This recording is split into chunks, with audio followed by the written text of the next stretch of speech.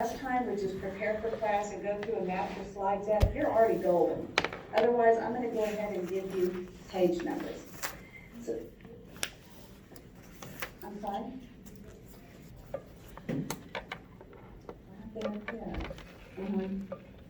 Oh, never mind.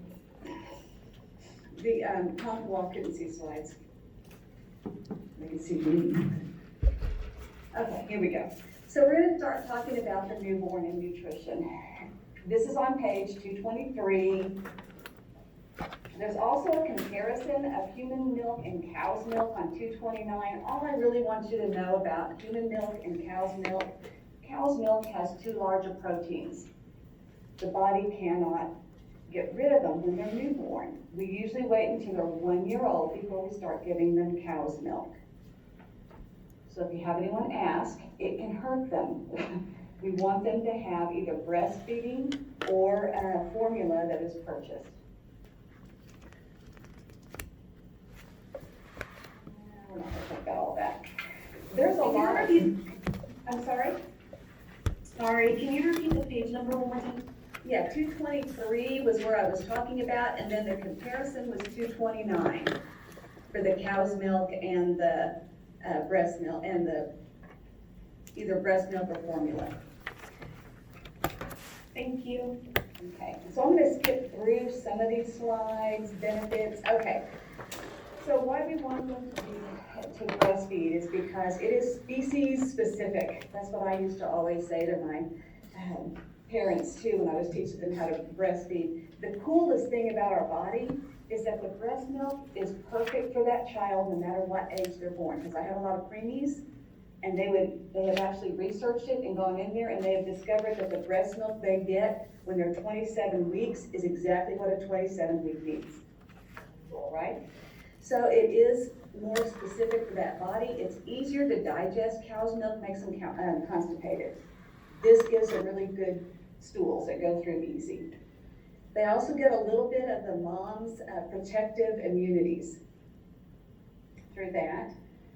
It's available, and you can, it says infection control, because you're not having to worry about sterilizing any bottles.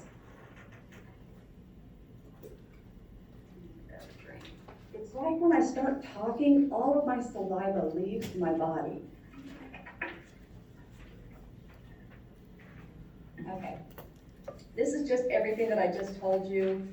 You can look on this and read it. This is just more emphasis on why we like breastfeeding.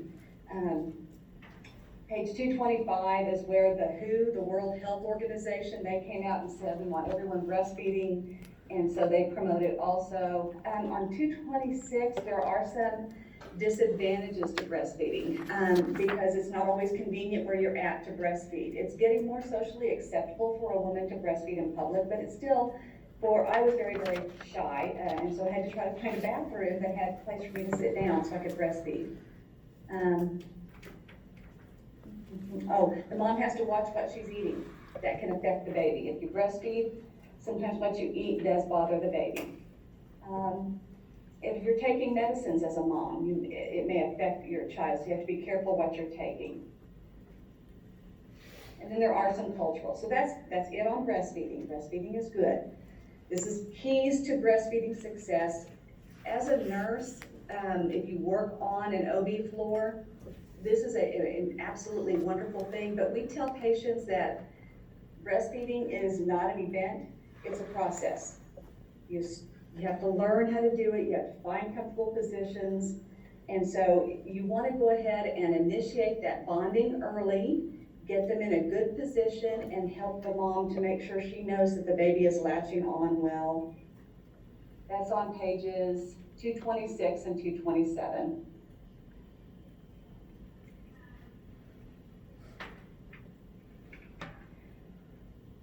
Bottle feedings. So for bottle feedings, our number one, 227 is what page that one's on.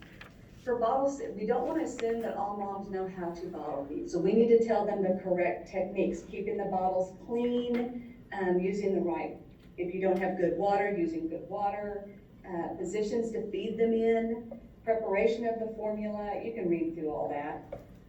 And so there are different kinds of formulas. You don't even have to know the different kinds of formula, just know there are types. If a baby is having too much trouble with one, there are different types of formulas they can turn to. They go to their pediatrician, to their healthcare provider, somebody, and they will help them figure out what formula would work best for them. But here's my take on this. I had two children, one I breastfeed, one I didn't. And my first one would not take to the breast, and I was a breastfeeding educator, and it just crushed me. I mean, I just thought I was the worst mom ever. You know, we have hormones raging in our body. So really, it's the client's choice. We want to support them in whatever choice they make. We don't want to push our opinions on them. We want to explain to them the pluses and minuses and help them make that decision. But even I had one client whose baby was a preemie, and she was a little bit mentally slow, but she was a doll. And I went in to see her one night and brought her baby in, and I said something about, are you breastfeeding? And she said, no, my family won't let me. Well, she's 26, and I knew there was some issue going on, and I said, well, do you want to do kangaroo care? She didn't know what that was, and that's where you put on a gown backwards so your chest is bare and you just lay the baby on the chest. And oh my gosh, you would have thought I gave her $1 million. She said, I can do that? And I said, absolutely. Just cuddling with your baby is important. It's that bonding. So don't think they can't bond if they bottle feed. So just watch the guilt. It's heavy on us parents anyway. So now we're going to talk about things that can affect the feeding process. I don't want you to get so caught up in these terms. I just want you to know that there are things that can affect them. So the microcephaly, this is on page 242. Microcephaly, that kind of became a buzzword a few years ago when the Zika virus came around, because the Zika virus is transmitted through a mosquito. In pregnant women, it can cause their babies to have microcephaly. Their brain is too small. Craniostenosis is a premature closing of the fontanelles, and that is a bad thing too. They have to have surgery. So that can affect when they eat. So these are deformities that can affect how they can get their nutrition. So you're going to support the families. Of course, it says early identification of persistent cranial molding. You're just going to be assessing that patient for any complications that you might see. Again, don't get caught up in that. And then down below it says craniofacial deformities. Those are deformities in the face that can cause the baby not to be able to suck. So we're going to pay a little bit more attention to the cleft lip here in a minute. But the Pierre Robin, just know that is something, it's a protrusion of the tongue, page 244. The tongue sticks out too much and their mandibles won't close correctly, and that can affect how they feed. The cleft lip is more common. You can have a cleft lip and you can have a cleft palate. These are on pages 245 to 247. So the cleft lip, you have to actually, when the baby's born, you can usually see it. And that's why you immediately know, because there is, on the outside of the lip, it goes up, and it kind of looks like a cut, and it can be small or large, but because of that, they can't get a good suck around that nipple. So there are certain nipples, there's a Nook nipple that they can use. Cleft palate, that's when the other part is also affected, the roof of your mouth. It has a dip in it also, or a tunnel in it. So these all involve surgeries later on. As long as the baby can eat, they can go ahead, they get special nipples, they are fine. Otherwise, they have to do surgery right then. We had friends that had to do that, and it was a 2-part process. So you have they did the part where they could eat better on the inside, and then when they became one, they had to do the lip, so that it's more cosmetic. So of course, support the family, because you can imagine, I mean, they've got this perfect child, but it's got a facial deformity, and that's going to make them feel all kinds of things. Sometimes they feel guilt. What did I do to cause this? Usually it's genetic, or it can be environmental. We don't know. So there's no blame on anybody. This happens, and it is one of the most common. So then we're gonna, teach them not to feel guilty, and what a beautiful baby. Oh, look, he's got all of his fingers and toes. Oh, he's adorable, whatever. I mean, they're precious. So then you teach them different feeding techniques. These are on pages 248 and 249. A lot of times if they can't get that good suck on there, they're gonna froth. So you're gonna have to teach them how to suction out their mouth. They can't get it swallowed correctly. And when they eat, they're noisy. You can just really hear them. They're just really noisy. And sometimes they start to gag. So you've got to make sure that the mom knows to position them upright so that they can actually catch their breath. And then stop. Might have to suction them out a little bit. Post-operative care is just like any post-operative care. Make sure the airway, but because we went in through the mouth, we could have some swelling. So make sure the airway is clear. ABCs, right? Protect the suture site, so you don't want infection. Manage the pain, because it will be painful. These are all on your slides, and support the family. Hang on, grab a drink.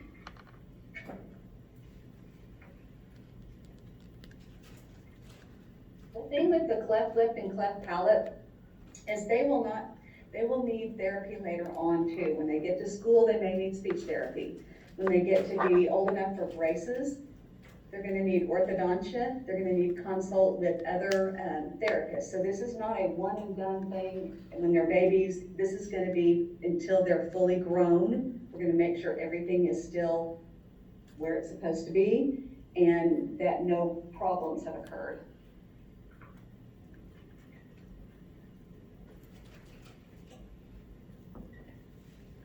Okay, this is one of my favorite ones. So hyperbilirubinemia. We talked about this, or I talked about this in the safety and security lecture. I said we'd talk about bilirubin later on. So the red blood cells get damaged and they start leaking out.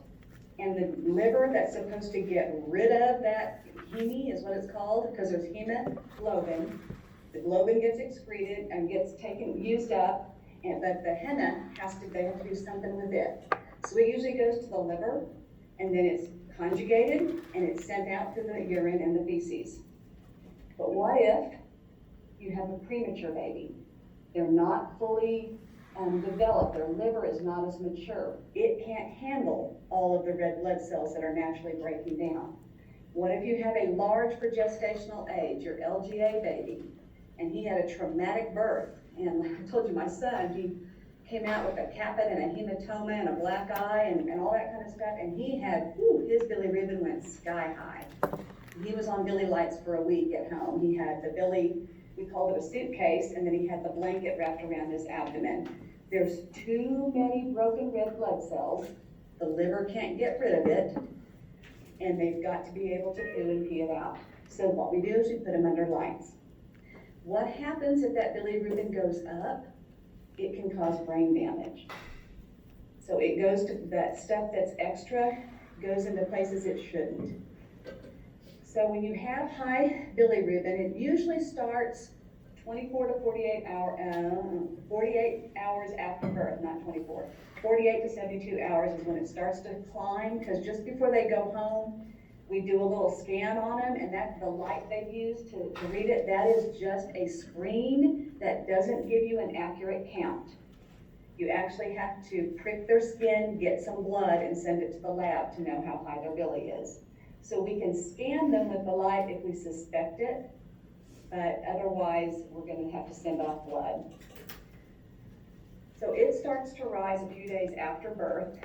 There's another one that rises right after birth, and I'll talk about that in a minute. But this is the normal one. This is the one that we see the most. We see a lot of physiological hyperbilirubinemia. So the way to treat that is going to be your lights. It's going to help the body to break it down. The skin starts to turn yellow. The sclera of their eyes gets kind of a yellow tint to it. I gave you page numbers. That's 252 to 259.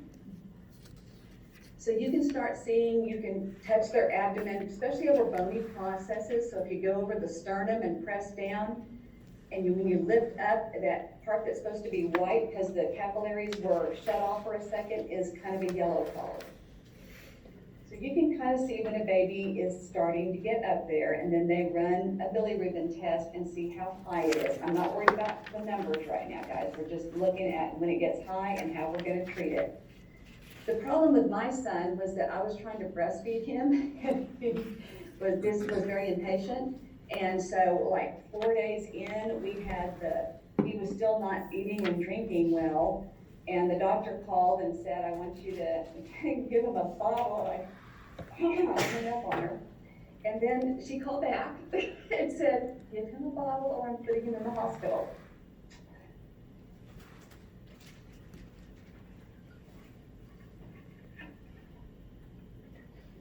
She was right, and I didn't like it. So if they're not peeing and pooing, they're not getting rid of the bilirubin. Remember, the liver conjugates it, sends it out so it can go to the intestines and be turned into feces and get into the feces, or it's sent to the kidneys where it can be peed off. So we're always checking to see if they have wet and dirty diapers. That's why we test them. Okay, that's why we look. So your parents need to make sure that they know if they're under lights, are they drinking and eating? How many diapers are they having? Another, let's see, that's something else. No, I'll talk about that. I have a page number in here, let me see why. I think that's the one.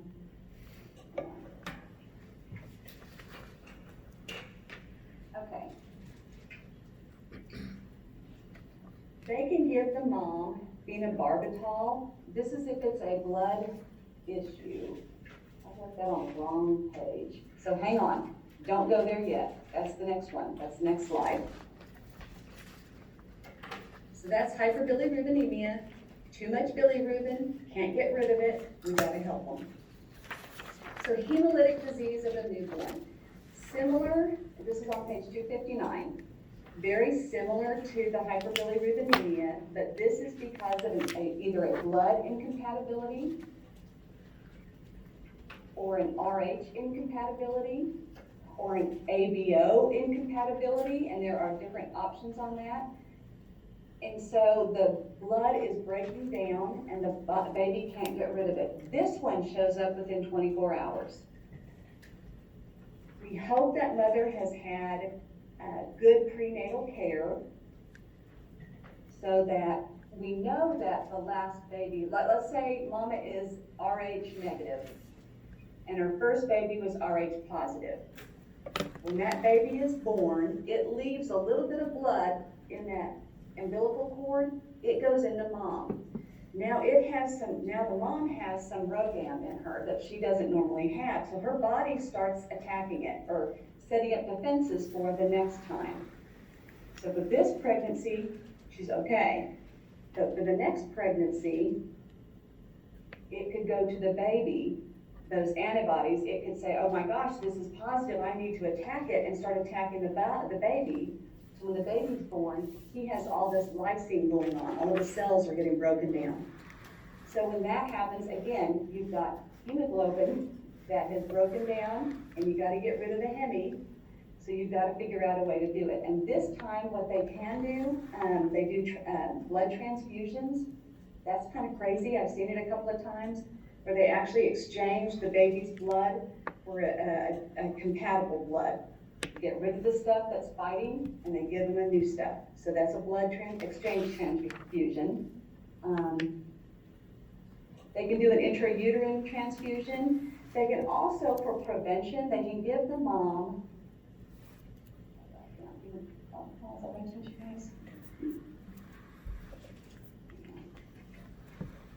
yeah, on page 256, they can give the mom some phenobarbital before she delivers. So if you'll see under therapeutic management on that page, it says the pharmacological management of the hyperbilirubinemia with phenobarbital. So they give that before she delivers, and that helps not have that hemolytic disease.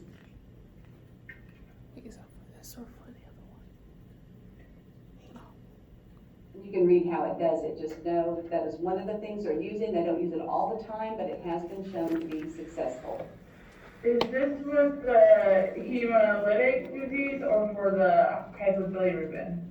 This is for therapeutic management for hyperbilirubinemia. But you know, the baby that's gotta be the hemolytic, because the baby hasn't been born yet, and so they aren't fighting that, so they aren't lysing their cells yet, so yeah. And you're gonna get more on the RhoGAM when you get into Mrs. Chester's lecture. But we're gonna give the mom RhoGAM for the next pregnancy to make sure.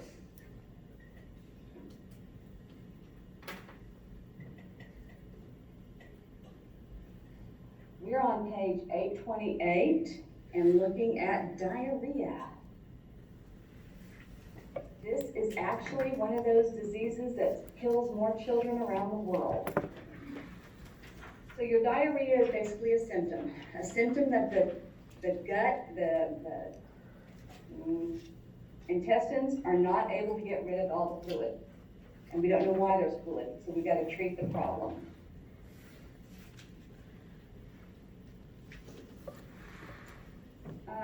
I'm not concerned about the types. They have types. Acute just means it's usually from a disease or something else going on, or antibiotics. Chronic, usually there's malabsorption syndromes. Don't worry about that. Intractable means that they can't control it. Chronic, non-specific, I'm not worried about that one either. So just know that there are types of diarrhea, and we're going to treat the cause, okay? On page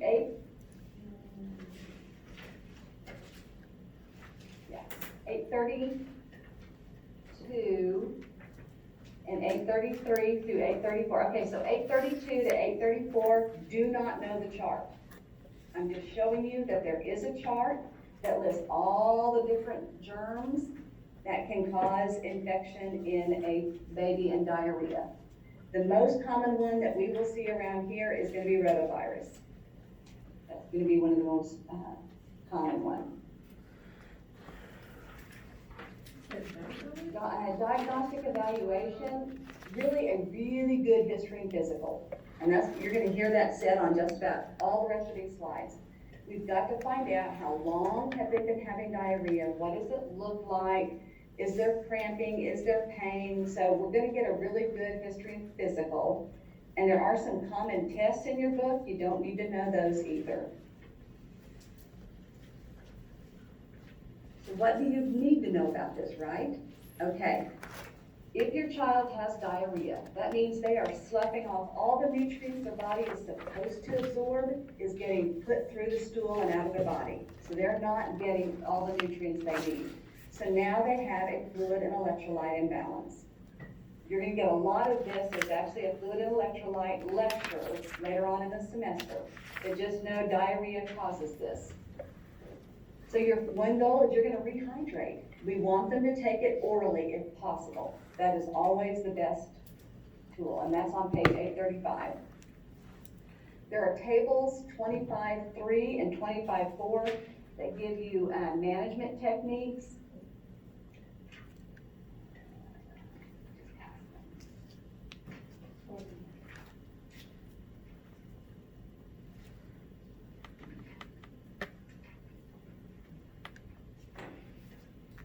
No, 25.7 on page 836, it gives you the model for rehydration. How are we going to get these little kids back to where they're hydrated?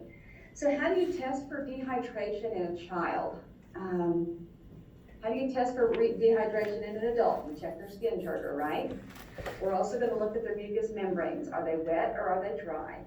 Mine are really dry right now. For babies, it's their fontanelles.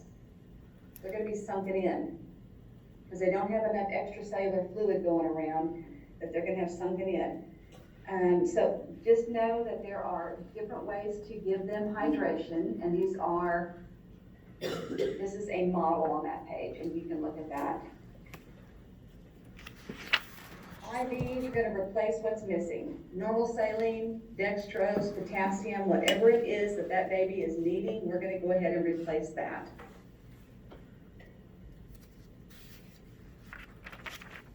Do we need to know that model for rehydration and depth, like all the numbers we give you, depending on the severity of the dehydration? Okay, so say that one more time. Sorry. Do we need to know like the amounts, like 30 milliliters per hour, just like the different numbers it's listing in that chart 25/7? No, for you, you're not gonna be actually the one writing those orders, so we're gonna look at it as a nursing standpoint. And as nurses, we're gonna try to get them to drink orally, and then if we can't, we're gonna initiate the orders that the HCP does. Let me read through that and make sure. Thank you.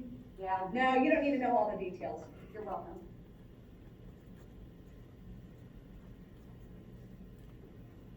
Yeah, I'm not gonna confuse you guys by saying one more thing. Let's move on.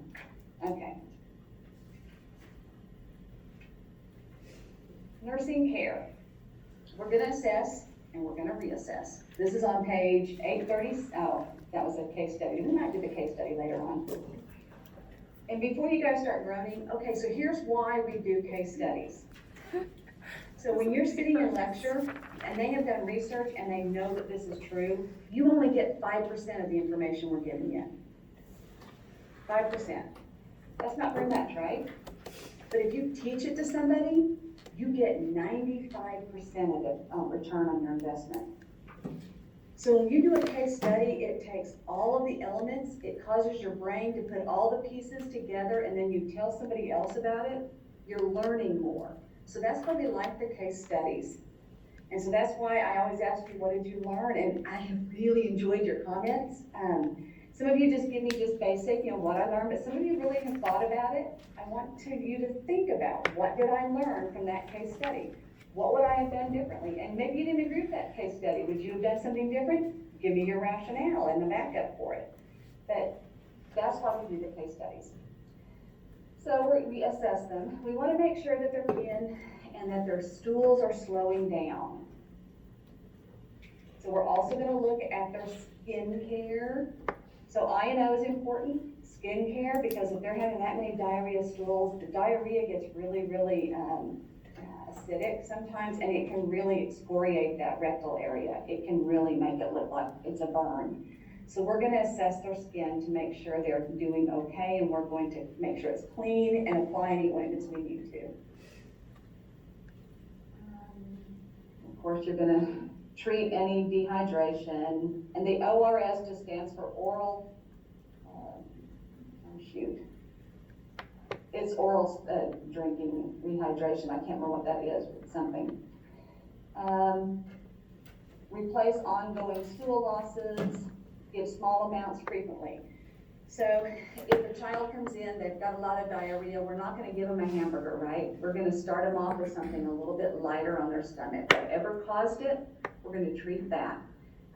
If you've ever been really, really sick where you threw up, I did this once, I threw up violently, and then I couldn't eat or drink anything but like a teaspoon of water every hour for about 8 hours, because my stomach was it would just bloat up. It was sore. It was just miserable. So we're gonna be careful what we give them. You want them to go ahead and keep breastfeeding. That's gonna help them. Education is key, hand washing. I actually read a book this summer called the Checklist Manifesto, and he had gone in, it was a company that sold soap. I'm not gonna tell you which company it was, but they sold hand soap.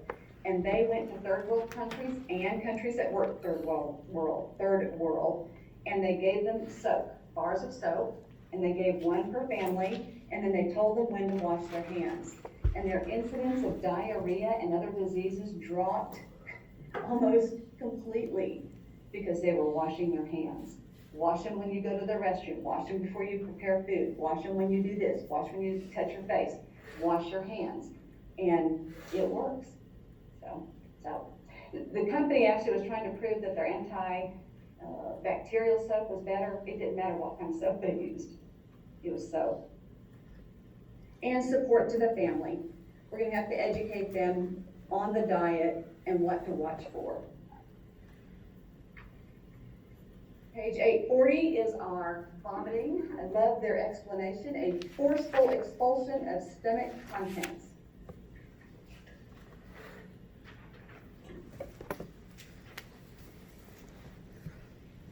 So it says etiology, it just means that what causes it, we don't know, we're gonna find out. There's different things that can cause vomiting. Usually, it's disease related. It can be stress, but we're gonna find out why. Pathophysiology, we always suspect that the body is trying to get rid of toxins in its stomach. That's why it's vomiting. It doesn't like what's down there, it's sending it back up. Your diagnostic evaluation, you're gonna get a good H&P. You're gonna ask them, when did this start? What did it look like? Was it undigested food? What color was it? Is there pain?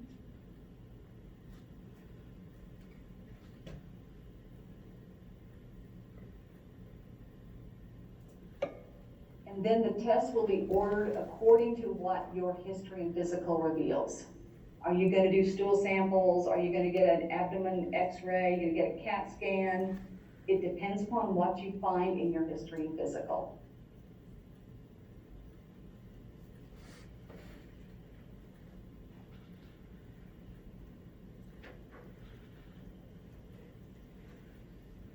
So your therapeutic management, you're just gonna treat the cause. So you're gonna assess for hydration. Again, the same assessment, right? We're going to check for mucous membranes, we're gonna check for skin turgor, we're gonna check for temperature, we're gonna look at all of that. How are they still, or how's their level of consciousness? Now it says prevent complications with positioning. Sometimes the vomiting, depending on the age, if they're a baby and they're vomiting, they cannot roll themselves over and get out of the way, or maybe they're a toddler and can't do that. We don't know. We're gonna make sure they're positioned where they can, when they throw up, they will not aspirate. We wanna protect that airway.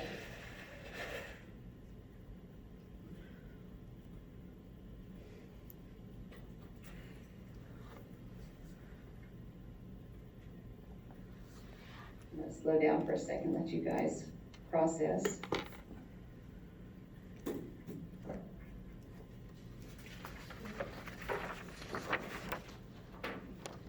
So we are looking on page 841 under pica.